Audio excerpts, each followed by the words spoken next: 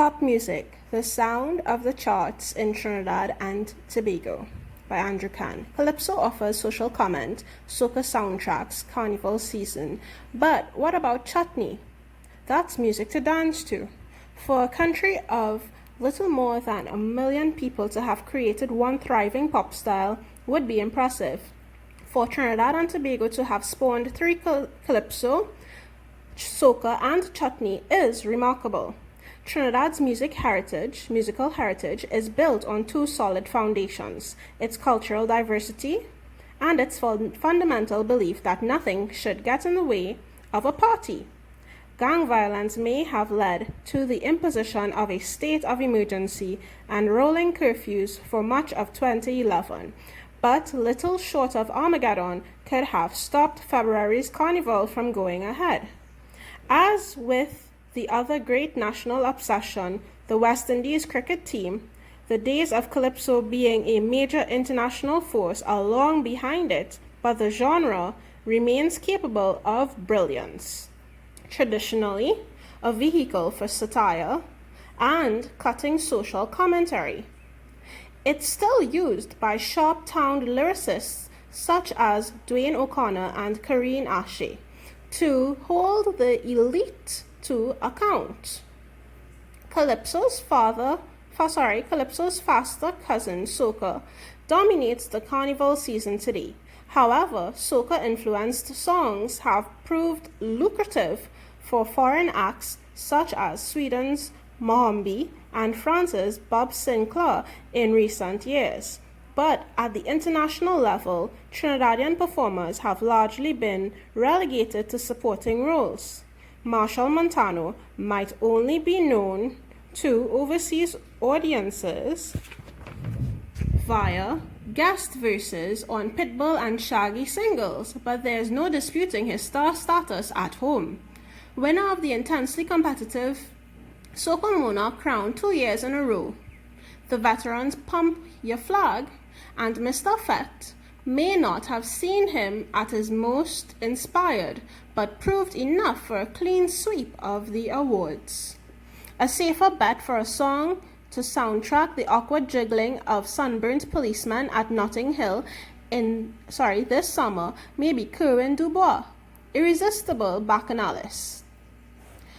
Based around the laid-back Antilles rhythm, it's Caribbean party music and its most blissful and a welcome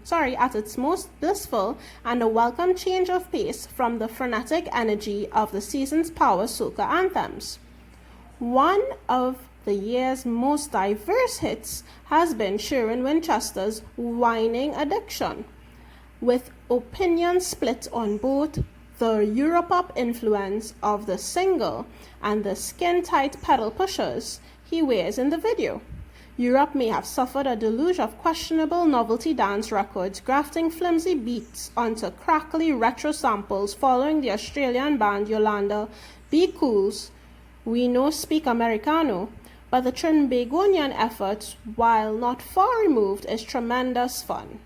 In comparison to Jamaica, whose fearsome dancehall queens are an exception to an overwhelmingly macho rule, the gender balance of Trinidadian pop feels much more even, with stars such as Fayon Lyons and Destra Garcia consistently challenging Montano for pole position. Carnival 2012 saw both outshone by the magnificent Nadia Batson. Her shiver and no pressure had a vivacity and self-possession nobody else could touch. While calypso and soca have found a market in other countries, chutney, the music of Trinidad's Indian community, remains largely unknown outside of the island. Chutney takes the soca template itself, a hybrid of African and Asian rhythms, and adds layers of traditional instrumentation and bilingual lyrics. More interesting is the light chutney cast on the mores of young Trinidadians, blending laissez-faire social liberalism with the customs of the old country. The mix is perhaps most evident in the video for Ricky Jai's classic Mortor, featuring sari-clad ladies at an Indian wedding, grinding in a decidedly Caribbean manner. Jai's chutney hits provide a fascinating window on the culture. With roots in folk music made by and for women, chutney has always been a medium for strong female singers to take feckless men to task. Few do it better than Sassy Ramuta, whose Something Harder was one of the biggest songs of 2011. Rival Artie Butkoon, late self-styled goddess of chutney, brings an equal fire to her Hindi smashes. Trinidad's local stars might struggle to match the international profile of its most famous daughter, Nicki Minaj, but with all the bounce and humor of dancehall and none of the problematic political baggage to the island's music, has enormous potential for further crossover success. Alright guys, so now we have the comprehension. Basically, you have to answer.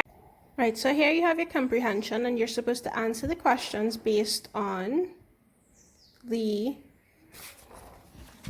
article that we just read. Now, number 1 asks, the writer says that Carnival in February went ahead, meaning it still went on because of, is it because of its cultural diversity, the imposition of a state of emergency and curfews? Did it go ahead because of the belief that nothing should stop a party? Or was it because of its thriving pop style being so impressive? So usually when you have a comprehension, the answers for the first one is in the beginning most times. So you're going to start in the beginning here. And it says that for Trinidad and Tobago to have spawned 3, meaning calypso, soca, and chutney, it's remarkable. And that musical heritage is based on 2 solid foundations. 1, its cultural diversity, and 2, the belief that nothing should get in the way of a party. So even though there was gang violence that led to them having to implement a state of emergency and curfews, it was nothing short of Armageddon that could have stopped February's carnival going ahead. So basically they're saying that nothing should get in the way of a party. That is our belief, cultural diversity and the fact that nothing should get in the way of a party. But those are 2 different answers. Cultural diversity and the belief that nothing should stop a party. But which one made carnival go ahead? Not just the cultural diversity, but the part where it says nothing should stop a party in Trinidad. Right, so they are good answers, but they ask you to choose the best answers. So in the same way that we went to the beginning for the answer for 1, it may be in the second paragraph for number 2. And as you go on, you go lower down in the passage to answer these questions.